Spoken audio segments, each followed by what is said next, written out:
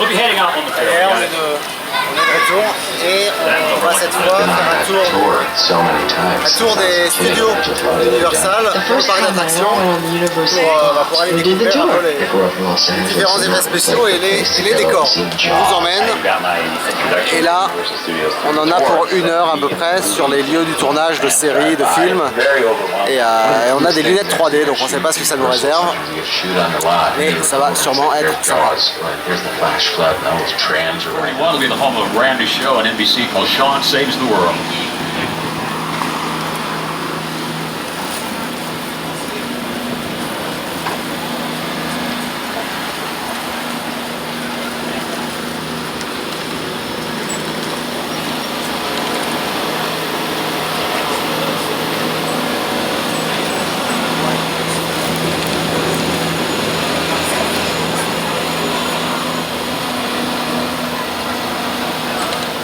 Alright guys, we had a red light back there on 41. Thinking it looks different than it did in the Back to the Future films, and you're right. Because a while back, this is the town of Grandview on the series Ghost Whisperer with Jennifer Love Hewitt, and they sort of altered the appearance of the courthouse. But look at your monitors, here's how it did appear quite a few films down through the years. Okay,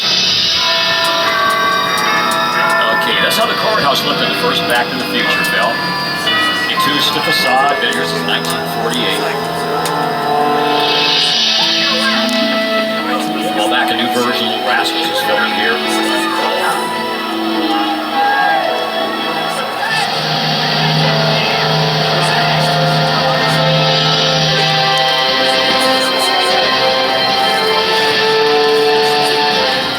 Well, say goodbye to small town America. Hello to the Big Apple as you come into our New York streets. Speaking of New York, my co-host Jimmy Fallon's no stranger to the Big Apple, does a TV show late night there. So here's Jimmy to tell you what it's like to film on the streets of New York. Hey everyone, welcome to New York! I got my start right here in New York on Saturday Night Live. This is actually my old neighborhood. What's got mugged over there? An old woman.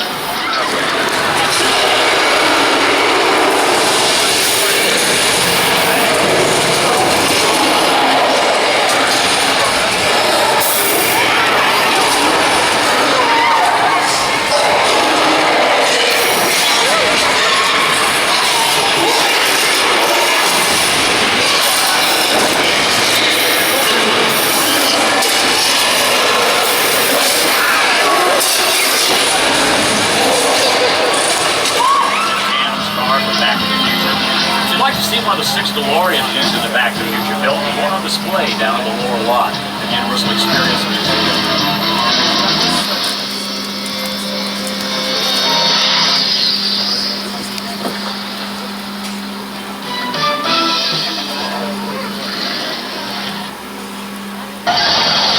Makers rely on these picture cars to really supercharge their films. Adding just the right vehicle can make or break a big Hollywood blockbuster. That's especially true for full throttle movies like Fast and the Furious.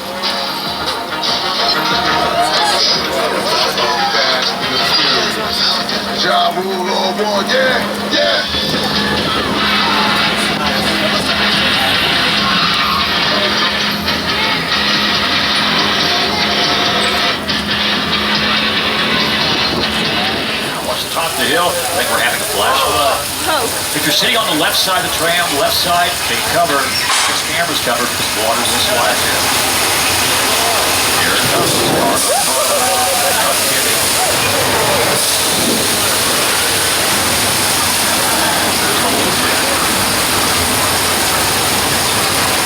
Well, speaking of water, thousands of gallons were just dumped from big tanks at the top of the hill. It's back up at the top, all recycled. We don't waste any different. We call as part of our backlot Old Mexico, used extensively in the film Three Amigos with Martin Short, Chevy Chase, and Steve Martin. See more recently in Nacho Libre with Jack Black. Here's what it looked like a shark. Well, they call it a shark. Let me try to work George. Excuse me, George, you got a big shark heading for you, buddy. You might want to get out of there. Can you hear me? George! That's what I was afraid of. Amity's finest just met Amity's worst. That's terrible. Kids, cover your parents' eyes. We're going to pull forward behind these barrels marked explosive, highly flammable. We should be safe up here. We attached some bait that yellow barrel out there. Maybe he'll take that and leave us alone. Watch the barrel. Yeah, he took it. He didn't take it very far. Doesn't bode well for us. He's around here someplace. fire feels good this time of the year. Not good. Chris, where's the shark? Where'd he go? Here, sharky, sharky, sharky, where are you? Oh, here's on the right. Watch out! Oh, wow, man.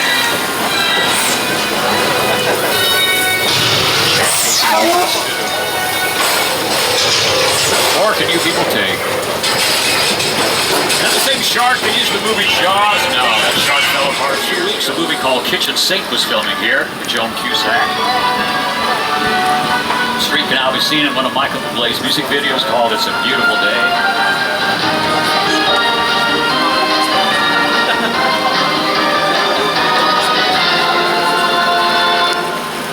So let's take a look at Wisteria Lane in action in this clip from Desperate Housewives as we continue our drive through the neighborhood.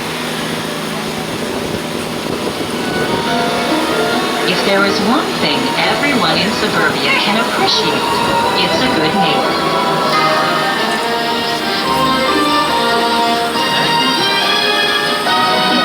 You thought, what the heck? Let's move back.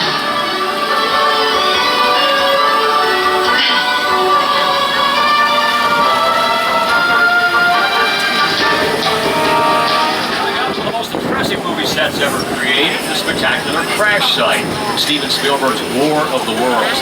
You take you right in the heart of this colossus, that's stopping our tram for a few moments to allow to get some pictures. Please don't stand up till the tram comes to a complete stop. Alright guys, while we're stopped, feel free to stand up and get some pictures if you like. This amazing set is the remains of the neighborhood where Tom Cruise hides out to film. That's a real 747, destroyed especially for this incredible scene. It was brought in its sections.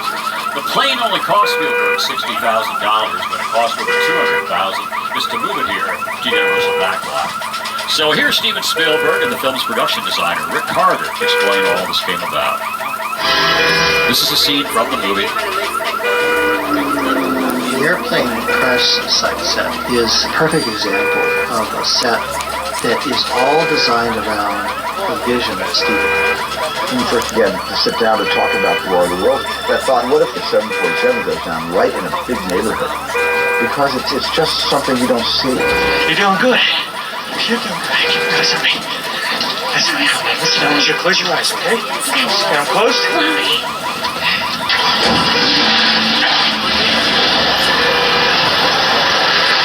Robbie, get in. Get in.